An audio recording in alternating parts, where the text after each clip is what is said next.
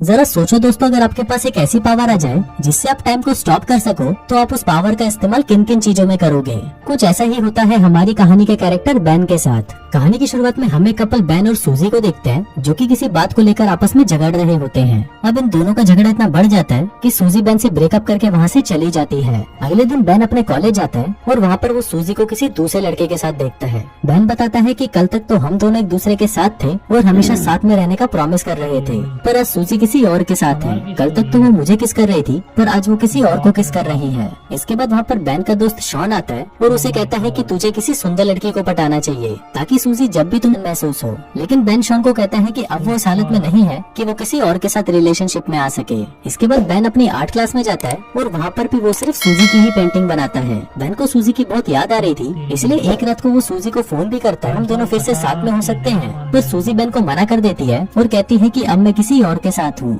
अब इसके बाद से ही बेन बहुत ज्यादा उदास रहने लगी बंद हो जाती है। वो सोने की बहुत कोशिश करता है पर सो नहीं पाता, बस करता है। फिर एक रात को बेन कुछ सामान लेने के लिए ग्रोसरी स्टोर में जाता है और वहाँ पर वो एक नोटिस देखता है जिस पर लिखा था कि नाइट शिफ्ट पर काम करने के लिए यहाँ पर स्टाफ की जरूरत है। अब बेन को तो रात को नींद आती नहीं थी, इसलिए बेन सोचता है कि टाइम पास करने के लिए यहाँ पर काम करना ही सही रहेगा। फिर बेन उस स्टोर के मैनेजर के पास इंटरव्यू देने जाता है और मैनेजर उसे वहाँ पर काम करने के लिए सेलेक्ट कर लेता है। अगली रात से बेन उस स्टोर में काम करने लगता है। उस स्टोर में बेन के साथ एक लड़की भी काम करती थी जिसका नाम शैरन होता है। बेन देखता है कि शैरन जब भी स्टोर में लेट आती थी तो मैनेजर उसे अपने कैबिन में बुलाकर हरास करता था। इसके बाद बेन हमको बताता है कि यहाँ पर सुपरमार्केट में टाइम बहुत ही धीरे धीरे कटता है, इसलिए यहाँ पर काम करने वाले एम्प्लॉइज टाइम को जलन अपनी घड़ी पर टेप लगा देती है ताकि उसे टाइम का पता न चल सके और टाइम जल्दी बीत जाए। शैरन के अलावा स्टोर में 2 और एम्प्लॉय भी काम करते हैं जिनमें एक का नाम मैट और दूसरे का नाम बैरी होता है और ये दोनों स्टोर में काफी उल्टी सीधी हरकतें करते रहते हैं और इसी तरह ही वो दोनों भी अपना टाइम पास करते हैं। अब यहाँ पर बेन के लिए भी टाइम पास करना बहुत मुश्किल हो गया था, इसलिए बेन के पास एक सुपर पावर आ जाती है। बेन टाइम को फ्रीज कर देता है, जिसके बाद वो सुपरमार्केट में आई सारी सुंदर लड़कियों के कपड़े उतारता है और उनकी ड्राइंग बनाने लगता है। बेन बताता है कि उसे दुनिया में सबसे ज्यादा सुंदर क्रिएशन लड़कियां ही लगती हैं, इसलिए वो सिर्फ लड़कियों की ही ड्राइंग बनाता है।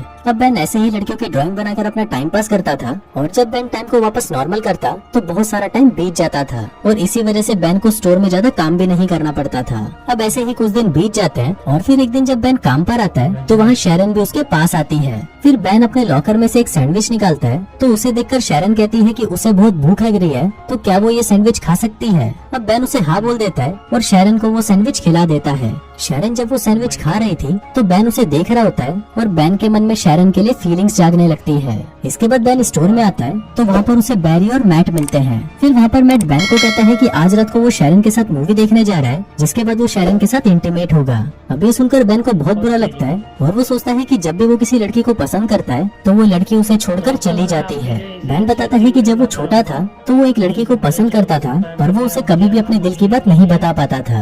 एक दिन उस लड़की का हाथ टूट गया और उस पर प्लास्टर चढ़ गया। फिर जब वो प्लास्टर उतारा गया तो उस लड़की के हाथ पर बहुत सारे बाल आ गए। अब ये देखकर स्कूल के सभी लड़के उसे चिढ़ाने लगे। फिर एक दिन बेन उस लड़की के पास आता है और उसे कहता है कि तुम जैसी भी हो मुझे बहुत ही सुंदर लगती हो, क्या तुम मेरी गर्लफ्रेंड बनोगी। अब ये सुनकर वो लड़की खुश हो जाती है और उसे हाँ कर देती है। इसके बाद कोशिश करती है पर बेन उसे किस नहीं करता और उठकर वहाँ से चला जाता है। बेन उस लड़की को कहता है कि कल सेम टाइम पर इसी जगह पर आना, जिसके बाद हम दोनों किस करेंगे। अब अगले दिन बेन उसी टाइम पर स्कूल के पीछे आ जाता है पर वो देखता है कि वो लड़की तो वहाँ पर नहीं आती। जिसके बाद अगले दिन उसे स्कूल में पता चलता है कि वो लड़की ने स्कूल छोड़ दिया है और वो हमेशा के लिए अंटार्कटिका शिफ्ट हो गई है। इसके बाद हम स्टोर मैनेजर को देखते हैं जो कि बेन और बाकी के एम्प्लॉइज को अपने पास बुलाता है और कहता है कि कल हमारा एक फुटबॉल मैच है। फिर अगली शाम सभी लोग मैच खेलने के लिए जाते हैं, लेकिन यहाँ पर बेन और उसकी टीम सही से मैच नहीं खेल पाते क्योंकि वहाँ पर किसी को भी फुटबॉल खेलना नहीं आता था।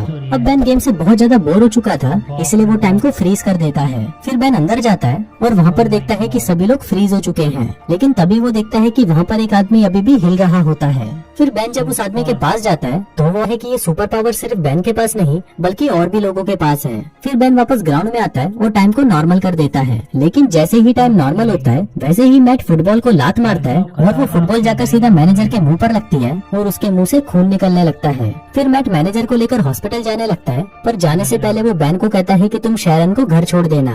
लेकिन यहाँ पर घर जाने से पहले बेन शैरन को अपने साथ कॉफी पर ले जाता है। वहाँ पर बेन शैरन से पूछता है कि क्या तुम्हारे और मैट के बीच में कुछ चल रहा है, जिस पर शैरन उसे कहती है कि हम सिर्फ अच्छे दोस्त हैं और हम दोनों के बीच में ऐसा कुछ नहीं है। जिसके बाद शैरन मैट से पूछती है कि पहले ही मेरा उसके साथ ब्रेकअप हो गया। इसके बाद बेन शैरन को उसके घर छोड़ने जाता है और अंदर जाने से पहले शैरन बेन को किस करने की कोशिश करती है, लेकिन बेन बहुत ज्यादा नर्वस था, इसलिए वो शैरन के गाल पर किस कर देता है। जिसके बाद शायद अगले दिन मैनेजर सभी लड़कों को अपने कैबिन में बुलाता है और उनको कहता है कि कुछ दिनों बाद मेरा बर्थडे है और उस दिन मैं एक पार्टी दे रहा हूँ, तो तुम सभी लोगों को उस पार्टी में आना होगा। फिर मैनेजर बेन को कुछ पैसे देता है और उसको कहता है कि तुम मेरे बर्थडे वाले दिन एक स्ट्रिपर का इंतजाम करो। इसके बाद बेन अपने बर्थडे है तो उसे अपने बर्थडे पार्टी पर एक स्ट्रिपर चाहिए। अब शॉन बेन को एक बार में ले जाता है और उसे वहाँ पर एक स्ट्रिपर से मिलाता है, लेकिन वो उन दोनों से कहती है कि उसके पास तो बिल्कुल भी टाइम नहीं है, लेकिन उसकी एक दोस्त है जो हाल फिलहाल में फ्री है, इसलिए वो बर्थडे पार्टी वाले दिन उसे भेज देगी। फिर अगले दिन बेन स्टोर में वापस टाइम को फ्रीज कर देता है, लेकिन इस बार वो सिर्फ शैरन की ही पेंटिंग बनाता है। फिर कुछ देर बाद शैरन बेन के पास आती है और उसे कहती है कि क्या तुम मेरे साथ मैनेजर की पार्टी में चलोगे। बेन उसे हाँ बोल देता है, जिसके बाद शैरन बेन को किस करती है और वहाँ से चली जाती है। अब जब से शैरन ने बेन को किस किया था, उसके बाद से ही बेन को रात में बहुत अच्छी नींद आने लगती है। फिर अगले दिन मैट और बैरी बेन को फोन करके उसके साथ एक प्रैंक करते हैं। मैट बेन को कहता है कि वो एक आर्ट गैलरी से बोल रहा है और उसे बेन की ड्राइंग्स बहुत ज्यादा पसंद आई है, इसलिए वो कल बेन से मिलना चाहता है।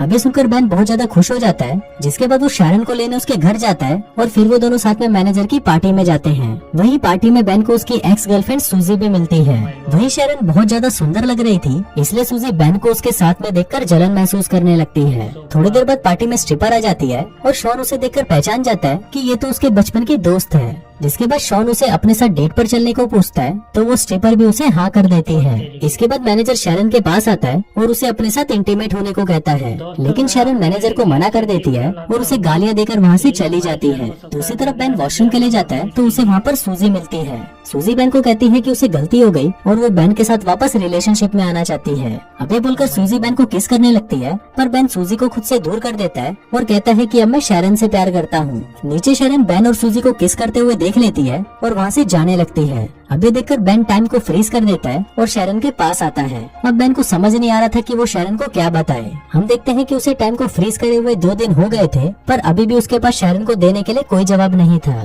फिर बेन वापस टाइम को नॉर्मल कर देता है और शैरन वहाँ से चली जाती है। इसके बाद बेन शैरन को मनाने उसके घर जाता है, पर शैरन बेन पर चिल्लाने लगती है और उसे अपने घर से बाहर निकाल देती है। अब इसके बाद से ही बेन वापस उदास रहने लगता है और उसको नींद आना भी वापस बंद हो जाती है। कुछ दिनों बाद बेन उसी आर्ट गैलरी में जाता है जहाँ से उसे कॉल आया था। फिर वो मैनेजर को कहता है कि आपने मुझे यहाँ पर मेरी पेंटिंग्स देखने को बुलाया था।